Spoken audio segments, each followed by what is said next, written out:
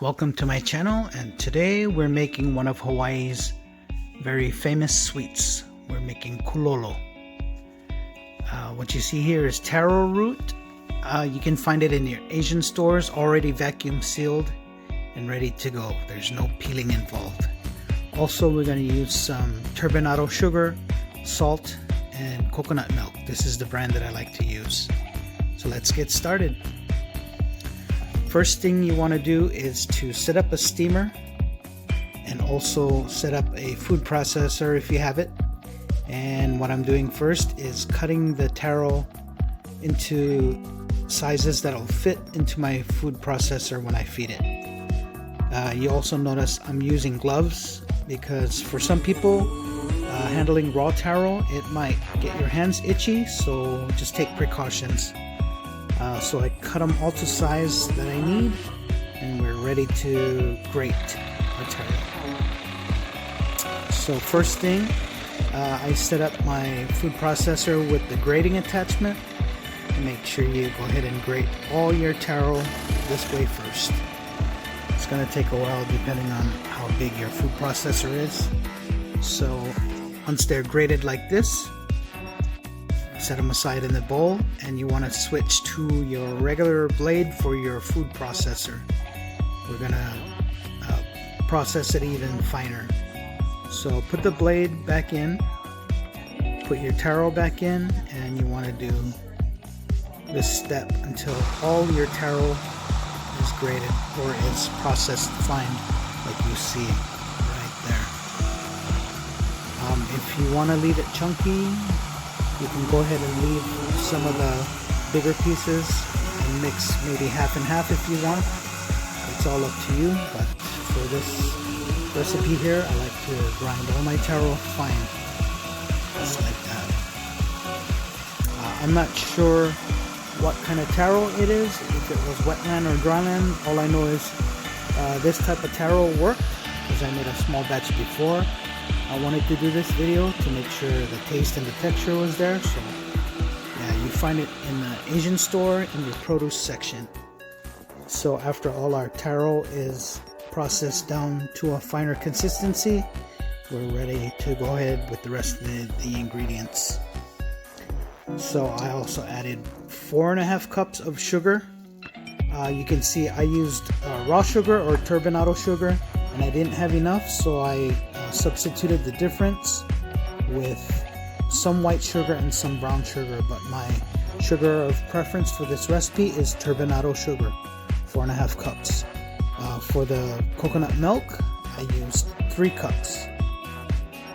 So you got 5 pounds of taro, 3 cups of coconut milk, and 4.5 cups of sugar. Sugar type is up to you. So, and one final ingredient is a generous pinch of salt, or about half a teaspoon. This recipe is also good for those living on the mainland as myself. I love kulolo and I don't have access to a taro patch, and when I do see kulolo for sale at the stores, it's like $10 for a little piece, so I'd rather make my own at home. So I hope for kulolo lovers out there, they can try this recipe and you'll have your own secret stash. So our next step, we're going to go ahead and prepare the pans.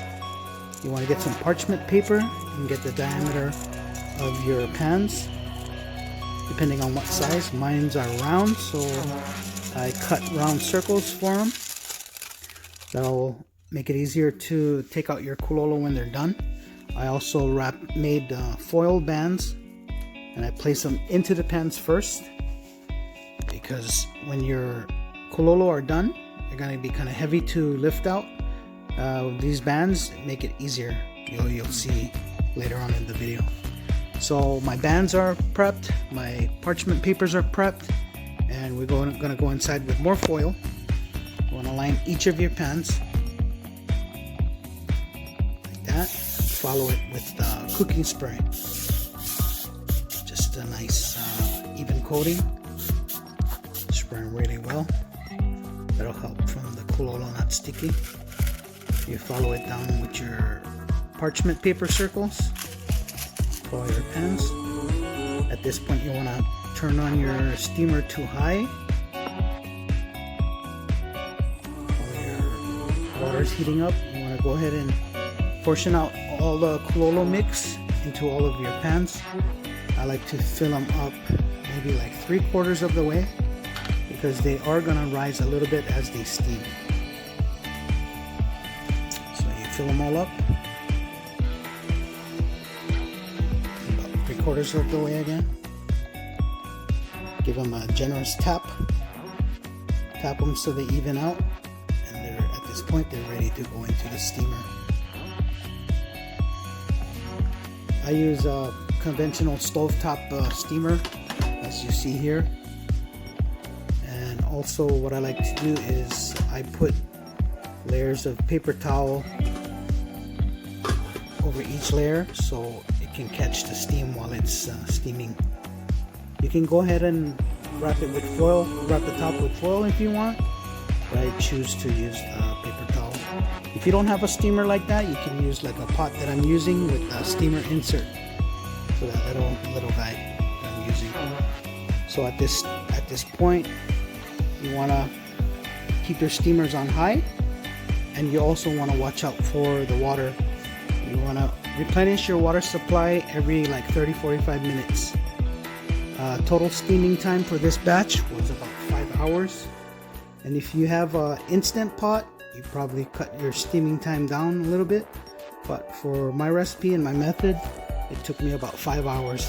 I just wanted to be safe than sorry, because you don't want to eat under steamed Kulolo and it's itchy because of the calcium oxalate. You want to give enough time to dissolve those crystals. So I cooled them off. I refrigerated them overnight, and as you can see, the foil bands work perfectly because you can lift them out of the pans. You take the foil off, you remove your, don't forget to remove your parchment paper, and your Kulolo is just about done. You can cut them into your preferred portions if you want. I use just a regular knife, but use a wet knife when you portion, and wet your knife every time you make a cut so your Kulolo doesn't stick. Came out nice and perfect, and the taste is awesome. I can tell you that. This is like the 3rd time I made it. Give yourself a taste, and you're going to be happy that you have all this Kulolo to eat. This yielded about 8 pounds of finished product. So try this recipe out, and if you like what you see, like, follow, and subscribe. Mahalo.